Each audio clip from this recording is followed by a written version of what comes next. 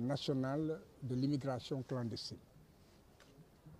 Ils ont voulu m'empêcher, donc, de rester dans les locaux, parce qu'il s'agit en fait de 3 services. J'ai dit que vous ne pouvez pas m'empêcher. Et ne me touchez pas. C'est ainsi que j'ai forcé, je leur ai dit que vous occupez-vous de votre service, mais ne vous occupez pas des autres services où en fait, moi, je dois me rendre et travailler. Donc il y a eu des obstructions, des tiraillements, j'ai forcé, ils m'ont laissé passer. C'est ainsi que je me suis rendu à cette direction. On m'a fait comprendre qu'il ne restait qu'un petit service, puisqu'ils ont déménagé. Puisque j'ai aussi autre chose à faire, je me suis rendu à la direction de la surveillance du territoire donc national. Bon, ils m'ont suivi. Aujourd'hui, j'étais la personne la mieux gardée parce qu'ils étaient nombreux et je me sentais en sécurité. Sauf si eux-mêmes m'agressaient. Bon, ils m'ont suivi jusqu'à la porte du bureau de l'adjoint au directeur. Je leur ai dit, mais entrez, il ne faut pas attendre, suivez-moi. C'est alors qu'ils se sont retirés et ils nous ont attendus donc dans la cour. À 15 heures, après avoir effectivement fait ce que je devais faire dans ce service, je suis ressorti, il était 15h09.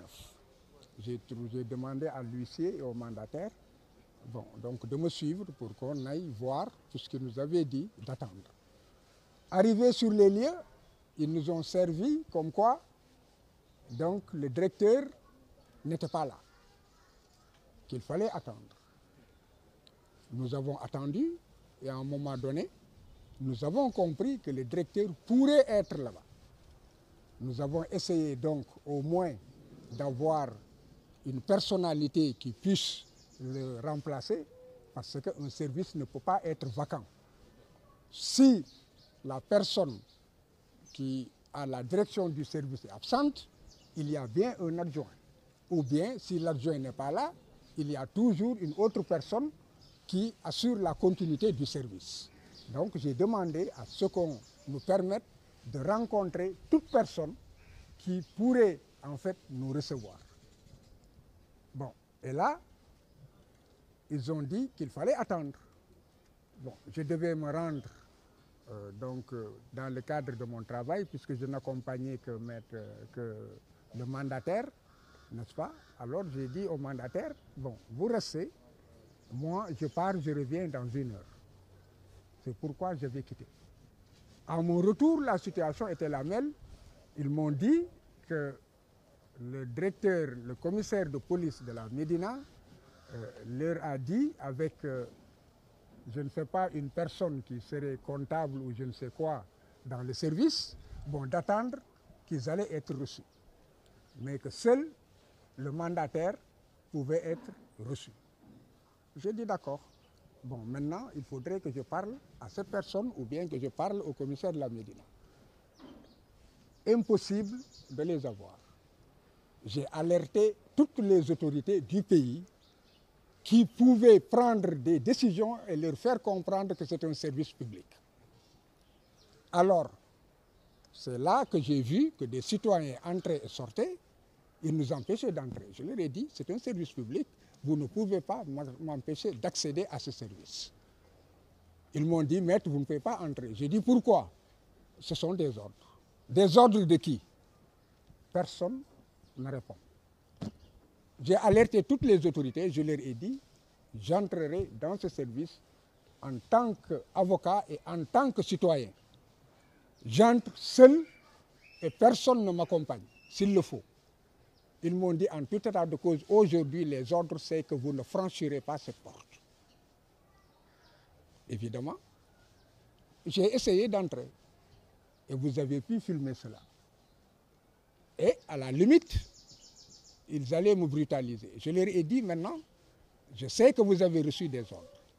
Si un seul citoyen franchit cette porte, j'entrerai avec ce citoyen Et vous prenez la responsabilité de me brutaliser en tant que citoyen fréquentant un service public. Alors, ils ont fermé la porte où on devait passer pour ouvrir l'autre porte. J'ai vu que c'était ouvert, je me suis rendu à cette porte, ils ont fermé cette porte pour ouvrir l'autre porte. Donc vous avez vu, vous tous, vous avez pu assister à cela et j'avais mal. J'avais mal parce que notre pays est entré dans une situation de dégradation à laquelle personne ne s'attendait. Ce qui, en fait, devait donner l'exemple de civisme, l'administration qui devrait être neutre, être un service public, est une administration sous désordre. Des ordres qui ne sont pas occultes. Parce que, un, c'est un service du ministère des Élections qui est sous la responsabilité du ministre de l'Intérieur, qui est au courant, je l'affirme, de la situation. J'ai fait en sorte qu'il soit alerté. Il n'a pas réagi. Ensuite, il y avait des forces de défense et de sécurité qui sont des GMI. Les GMI, c'est la police nationale. J'ai alerté le directeur de la police nationale et toutes les personnes qui pouvaient leur demander de me laisser accéder à ce service comme citoyen. Ils n'ont pas réagi. Et puisque je m'attendais à être brutalisé, ils avaient reçu des instructions. J'ai alerté le procureur de la République, j'ai alerté le procureur général près la cour d'appel qu'il s'apprêtait à me brutaliser. Et j'ai alerté aussi le ministre de la Justice. Donc aujourd'hui, il faut que les masques tombent. Il faut que les masques tombent et que l'on sache que nous sommes dans un État autoritaire qui a rompu avec l'État de droit, qui est dans la violence sous toutes ses formes.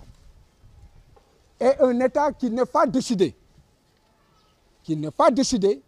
à rester dans la coupe